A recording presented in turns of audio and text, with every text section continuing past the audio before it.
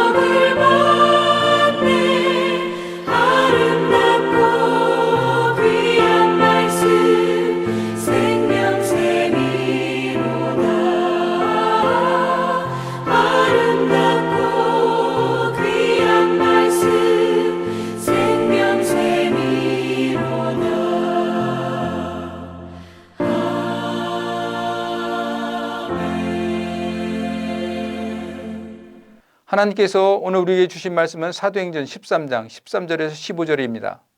제가 여러분들께 봉독해 올려드리겠습니다. 바울과 및 동행하는 사람들이 바보에서 배 타고 밤벨리아에 있는 버가에 이르니 유하는 그들에게 떠나 예루살렘으로 돌아갔고 그들은 버가에서 더 나아가 비시디아 안디옥에 이르러 안식일에 회당에 들어가 앉으니라. 율법과 선지자의 글을 읽은 후에 회당장들이 사람을 보내어 물어 이르되 형제들아 만일 백성을 권할 말이 있거든 말하라 하니 바울과 바나바는 수리아 안디옥 교회의 파송으로 전도 여행을 떠납니다. 그들이 안디옥을 떠나 첫 번째 간 곳은 바나바의 고향인 구브로입니다. 구브로의 살라미에 있어서 가서 유대 회당 들어가서 복음을 전합니다. 그곳에서 바나바는 조카 마가 요한을 수행으로 삼습니다. 그리고 그들은 바브라고 하는 파포스에 가서 그곳에서 총독 서기오에게 복음을 전합니다. 이때 복음을 전하는 것을 막는 것이 마술사 엘루마입니다.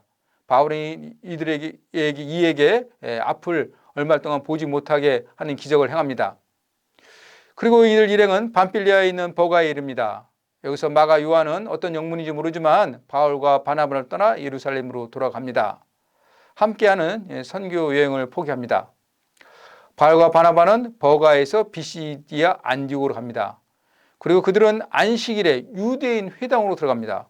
그리고 그들은 유대인 회당에서 예배를 같이 드립니다.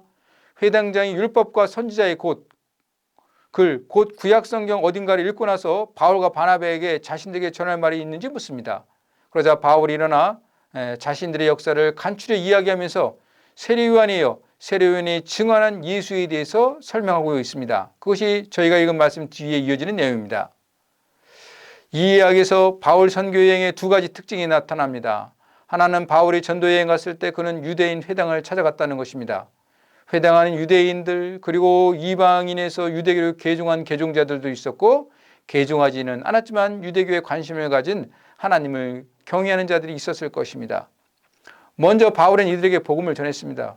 왜냐하면 그들이 메시아를 기다리고 있기 때문입니다. 둘째는 구약 성경을 읽은 것을 기초로 해서 메시아인 예수에 대해서 설명했다는 것입니다. 그것은 메시아에 대해서 구약 성경이 증거하고 있기 때문입니다.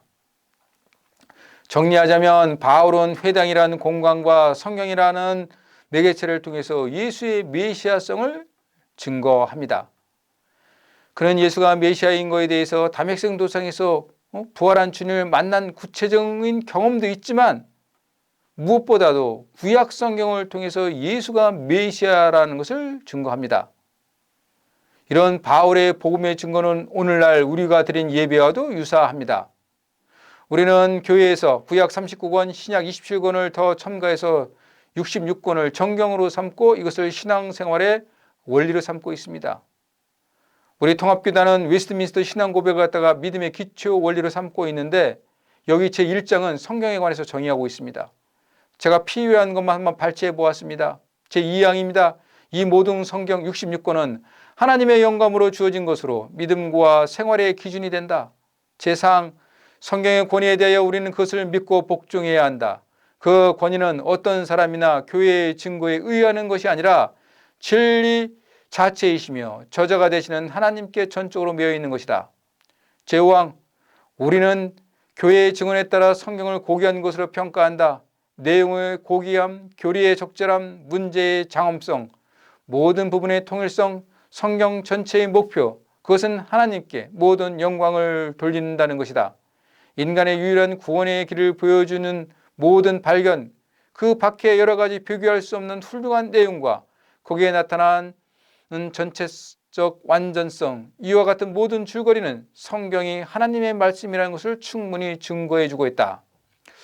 이처럼 성경 66권이 믿음 생활의 근거 기준으로 우리는 아주 중요하게 여기고 있습니다. 그러기에 믿음의 사람들은 성경을 가까이 해야 합니다. 말하자면 성경을 읽고 그 의미를 파악하고자 노력해야 합니다. 그래야 진리의 말씀을 바로 깨우쳐서 우리가 바르게 생활할 수가 있습니다.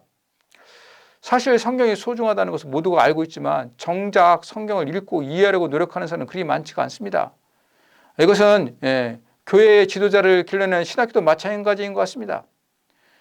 예수님도 성경을 통해 진리를 선포하셨고 바울도 그리고 무수히 많은 복음의 전도자들이 성경을 근거로 해서 복음을 전했습니다. 이것이 기독교의 전통입니다. 이런 전통은 1000년, 2000년, 3000년, 4000년이 흘러가더라도 영원히 변하지 않을 것입니다. 제가 이 이야기를 하는 것은 삶에 있어서 그리고 신학교육에서 제일 우선순위가 성경 공부를 하고 가르쳐야 된다는 것입니다. 성경을 연구하는 것은 신학교육의 2차적인 목적이 될 수가 없습니다. 우리 모두가 하나님 말씀을 가까이 하고 잘 배움으로 말미암아 진리의 말씀에 굳게 서서 이 시대에 진리의 빛이 사라지는 가운데 진리를 갖다가 활짝 드러낼 수 있도록 해야 됩니다. 그 모든 근거는 우리가 성경에서 찾아야 됩니다. 우리가 그런 사람 또 그런 믿음의 대학이 되기 위해서 성경을 부지런히 읽고 연구하는 그런 저와 우리 대학이 됩시다. 다 함께 기도드립시다. 진리의 말씀이 훼손되어 있고 빛을 잃어가고 있는 이 시대에 하나님의 말씀을 읽고 배우는 데 힘써 진리의 빛을 밝히 드러내는 저희 모두가 되게 하옵소서. 특히 이 서울장신대학교는 우리나라 아니라 전 세계 모든 대학 가운데서 하나님 말씀을 제일 잘 가르치는 대학이 될 수 있도록 주님 저희들에게 지혜 주시고 힘 주시고 능력 더해 주시고 인도해 주시옵소서. 감사드리며 예수님의 이름으로 기도드립니다. 아멘.